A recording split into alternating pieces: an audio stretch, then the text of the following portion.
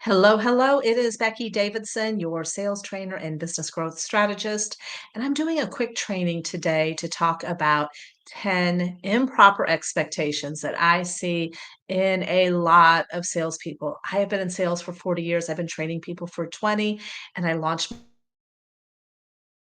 my own Win with Becky sales training October of 2022. And that is my own signature program, Getting TS, the roadmap to the close.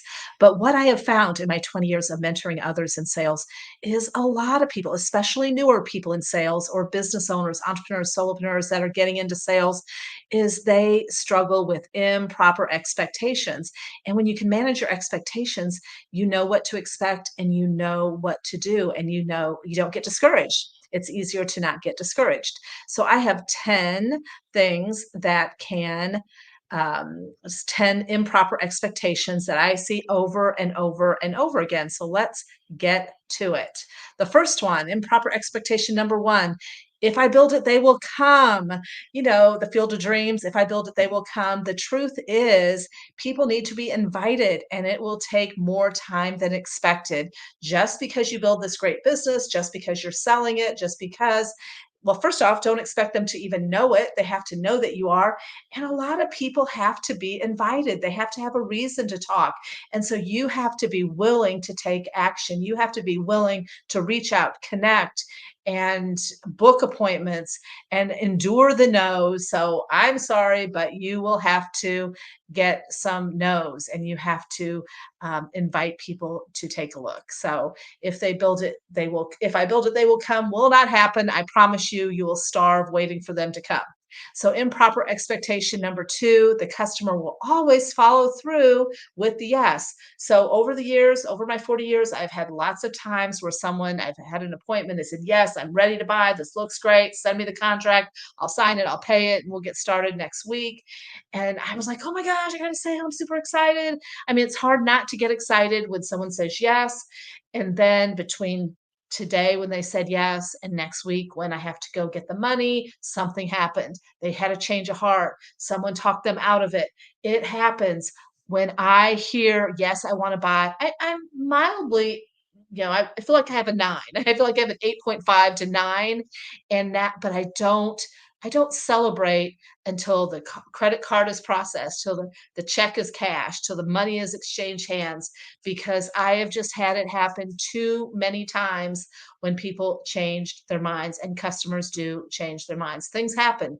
So the best tip I have for you is when they say yes, spend a little extra time, fill out the paperwork, collect the money, process the credit card, collect the cash, schedule your first appointment, come back later in the day, whatever you have to do, try to convert the yes, I'm going to processing paperwork and payment as quick as possible. Don't give them a lot of time, because sometimes they will go and poll their friends, and some friend will tell them, oh, you don't need to do that, or I tried that once and it didn't work.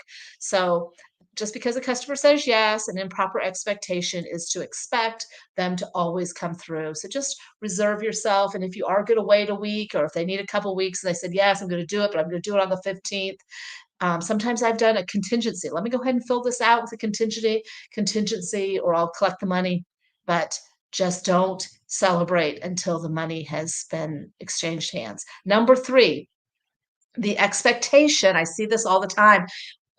People get so excited. Someone liked their post, someone commented on their post, and there's a lot of expectation that, this is a hot prospect. They liked my post. They, engaged on my post. They're ready to buy.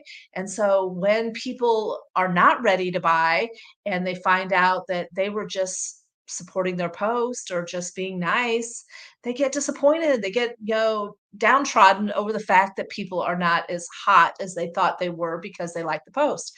Hey, people will like your post as support. Do not consider it it is a mild, interest. So I take it as mild interest. And so what I recommend is just reaching out and thank them for their support, and ask if, hey, do you know anyone that this would benefit? Is that anything that would be of value to you? You want to pique interest and validate if that's even anything they are open to, but don't start selling until you validate there is a little bit of interest, or they have openness. Four, five, and six, things that People have expectations about improper expectations 4, 5, and 6.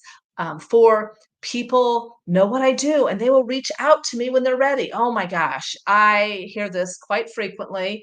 And I find a lot of people do that. I've had people do that to me, like, oh, she knows what I do. I don't have to, I don't have to try to sell her. I don't have to, I don't have to put myself on the spot by asking the tough question, because if I ask the tough question, I endure potentially getting the no. So I don't want to do that.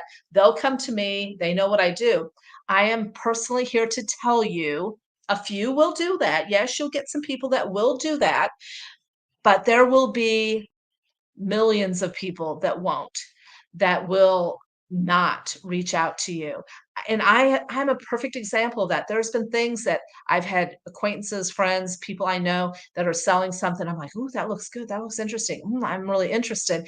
And if they had said, "Becky, I think this would be a great fit for you. I think this could be something of value to you. Would you be open to having a conversation? Would you be open to having a talk? Would you be open to me sharing a little information?"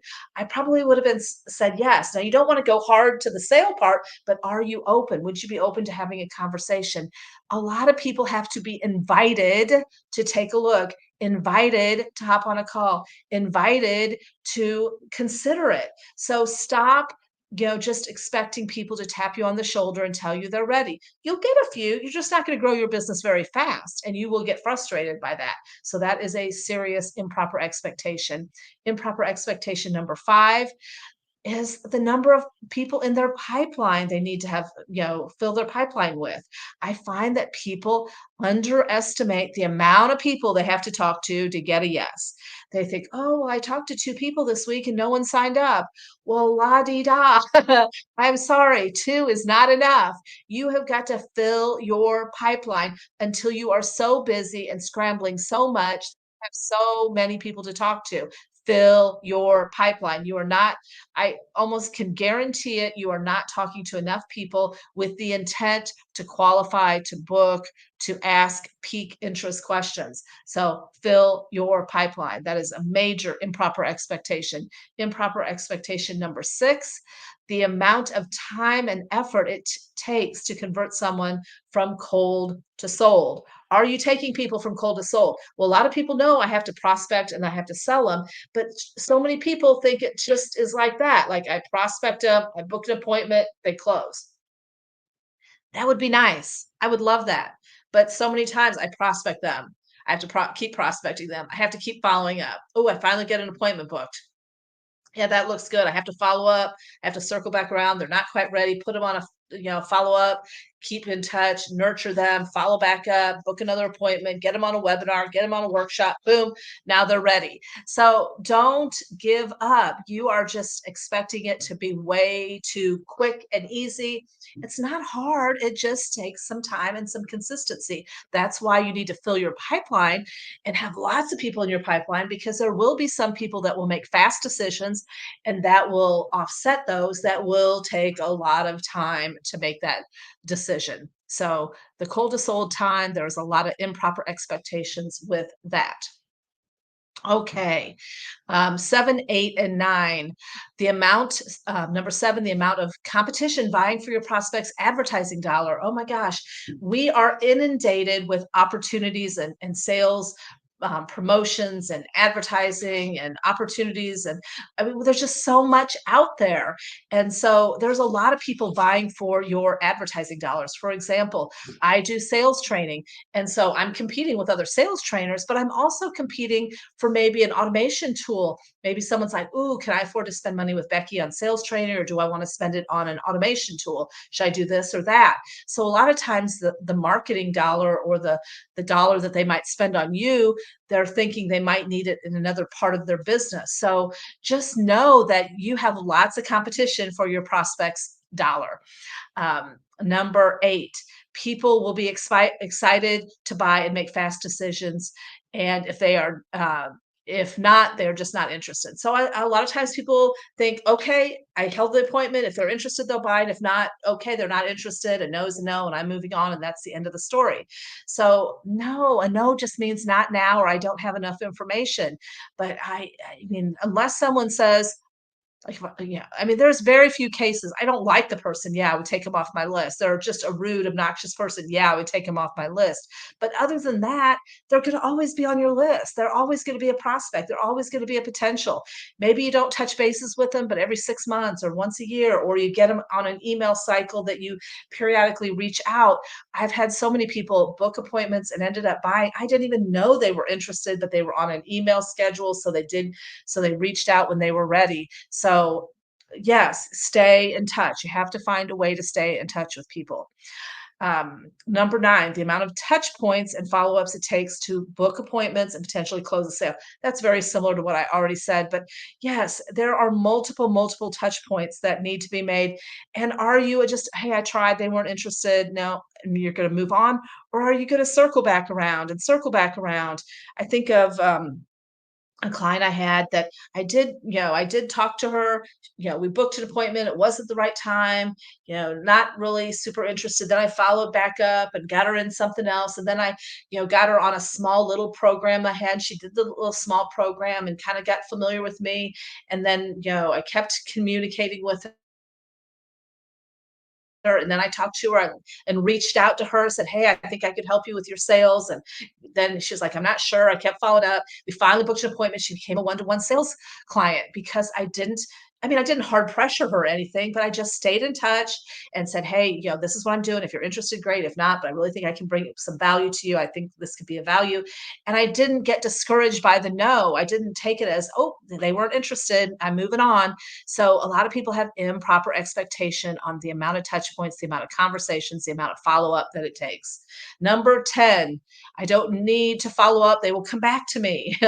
That's kind of like the other one I talked about. Hey, they'll just come back to me when they're ready. And yes, some will, but stay in touch. An easy thing is, hey, I was thinking about you. Where are you at?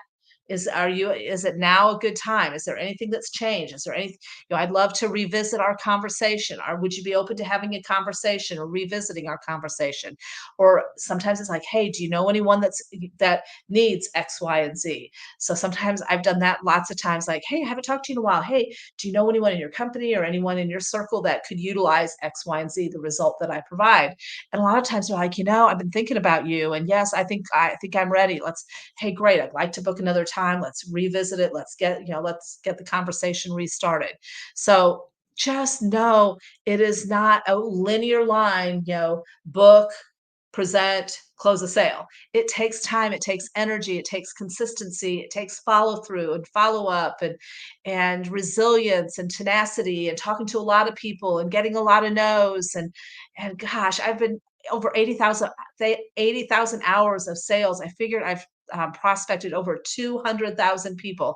I wish I could figure out how many people I've sold in my lifetime. I've sold a lot of people, but I've had lots of no's. I've had lots and lots and lots of no's, and I don't get frustrated by the no's because I know that that's part of the business. That's part of, the program. That's part of connecting with people. And either a no is not now, I don't have enough information, or it's a great connection. It's a great collaborator or an ally, a friend, a referral partner. It always leads to something, and action always leads to something. And so don't have these 10 improper expectations. Know that it's going to take time. Sales is it is definitely a long range plan. You have to play the long game. It is not a quick, easy magic, sales. You have to know that this is building your business, building your platform, building your connections, building your authority. You have to be building it and growing your influence. So if you need help with that, make sure to book your one-on-one strategy session with me and let us help you start growing it quicker, faster, and getting to yes quicker and faster. Have a great day.